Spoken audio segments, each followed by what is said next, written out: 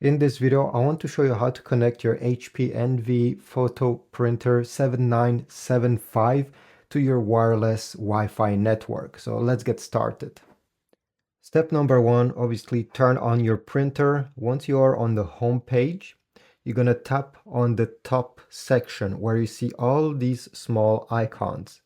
Tap once to open this menu. Then the second icon is the Wi-Fi icon.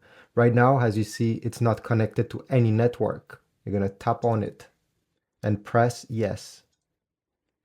It will search for all the different wireless networks that are currently around the printer. It will give you a list that you can browse up and down, and you simply have to tap on your Wi-Fi network.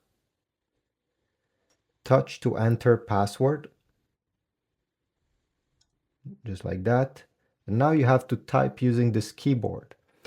For example, if you want to select the letter N, you have to tap this button and then select N.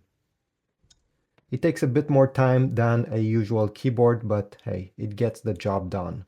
Then press the Done button. Click on OK. At the end, you should get connection successful. Press OK.